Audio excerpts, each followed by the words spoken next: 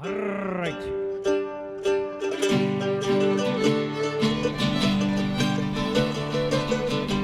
Good afternoon. Today I'm back with you guys. Again, another nice winter. We have a string of these days, like 3 days in a row, so this is the second day. Hopefully this will help with the sun in my eyes. So I'm going to take advantage of these. I won't be releasing them consecutive days, but they'll be released fairly quickly. Anyway, today we're going to do an independent bottler. I don't do independent bottlers very often. Today's a good chance to do one. I picked up this Gordon and Macphail 4 or 5 months ago, maybe 6 months ago. It's been a while. And I picked it up for, if I remember correctly, it was in the low 50s. And this Gordon and Macphail is a Miltonduff 10-year-old. It was the last one they had on their shelf. It's 43% alcohol by volume. Single Malt Scotch Whisky. Miltonduff is a distillery that mostly provides to Ballantyne's, if I'm thinking right.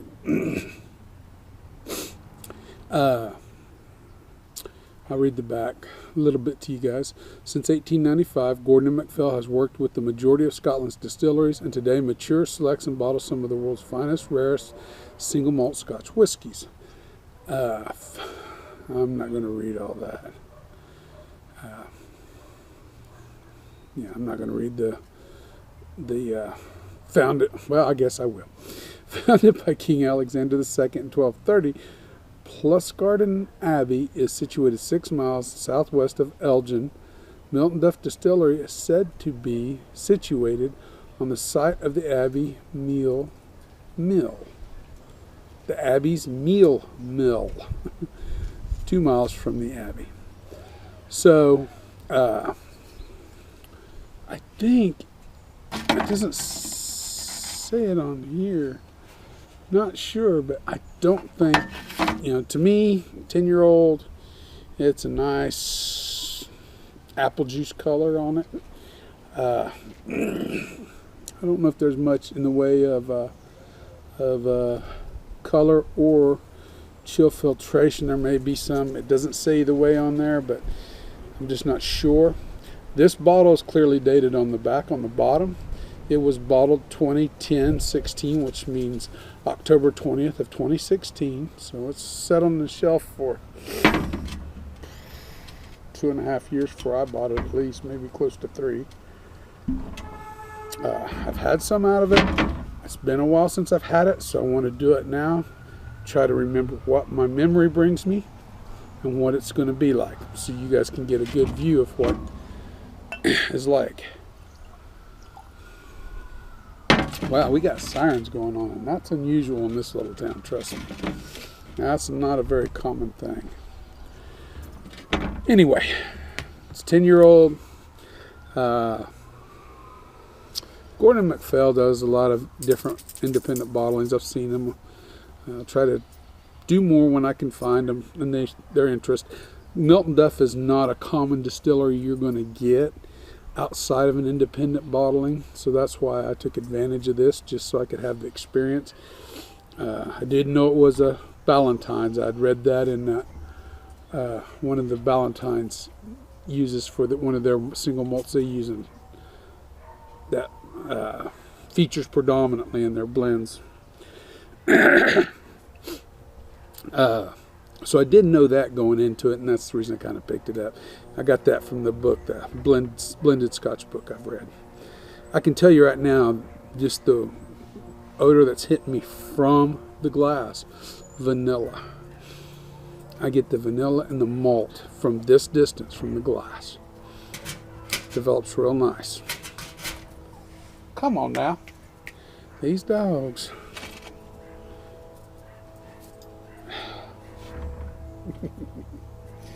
She's just ornery.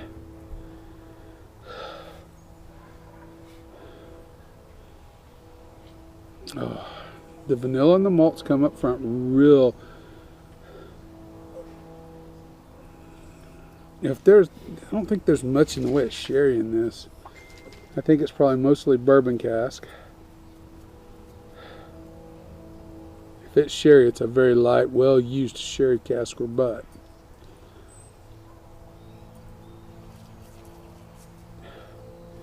But there is a little fresh fruitiness that comes across in the nose.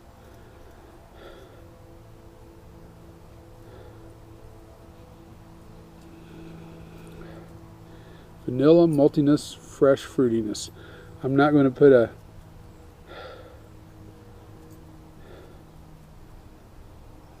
a name to it.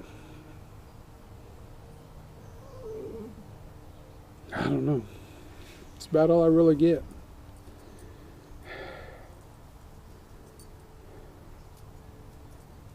All right, let's go for the palate. Oh, I think I've already covered the color. It's almost apple juice, literally apple juice, golden apple juice in color. It does develop some legs. There's some viscosity to it. You can see clearly in the glass. Some's running down, some's not so much. It's taking its time in some places. So we do have a viscosity component, more than some others, I would say.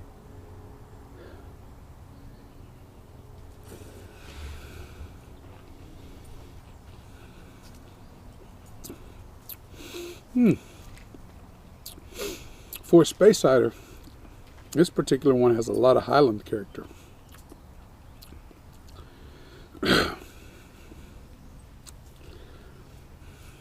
Very malty. Again, the vanillas are really prominent. They play a very prominent role in this.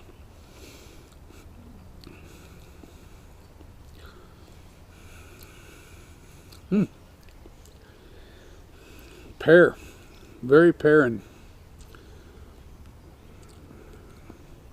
fresh pear. It's a fresh pear. It's finished. It's short to medium finish.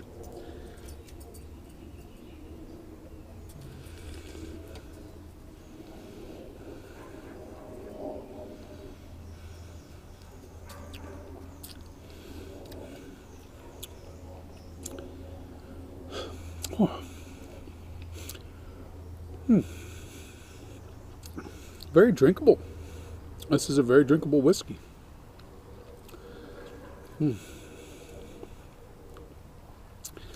For a 10-year-old, the 43% don't smack you hard.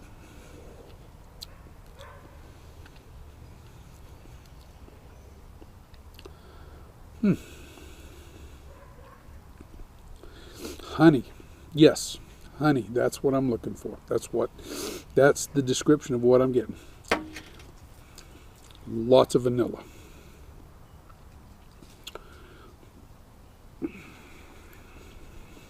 Pear. Honey. Malty. A little bit more, comes across a little more malty than your average. Comes, on a Highland I get a more malty note a lot of times. And this one here comes across like that. It's got a very good malty note to it. Comes across very well.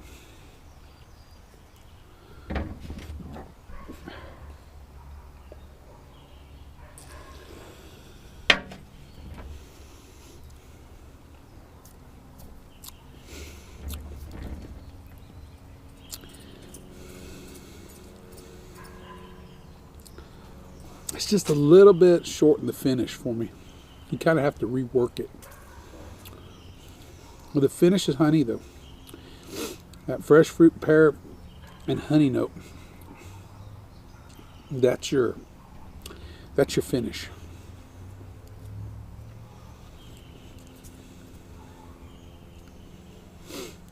It's almost, and oak does.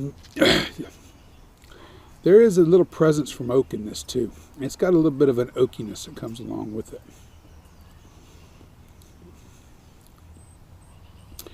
It doesn't do anything bad. It doesn't do anything overtly great except for maybe the vanilla. It's got a good mouthfeel.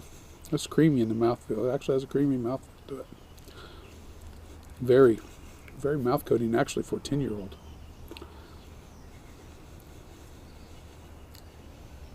This is a good whiskey. Not a great whiskey. This is a good whiskey. I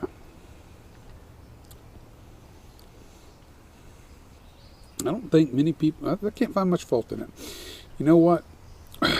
Again, it's not going to blow your socks off, but it's definitely, it's not swill either. It's actually a very good whiskey. This is a well-made whiskey. It's just not up to sometimes the stronger single malt standards you get. Again, it's a Speyside that comes across as a Highland. Struggling with the score here. We'll give it an 85 out of 100. It's a good drinkable whiskey. That's a solid B. There's nothing real wrong with it. Longer finish, maybe.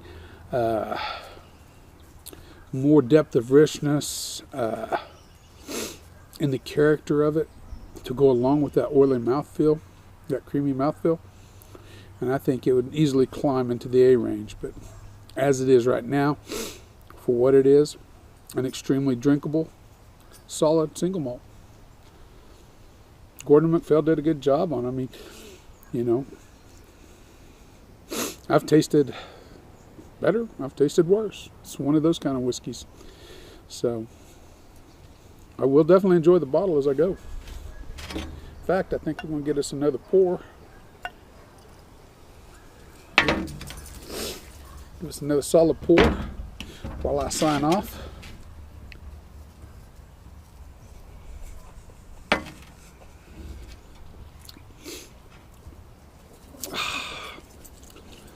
Remember, the spirit in your glass ain't running from you. Take your time, sip, and enjoy it. You'll be better for it, as will we all.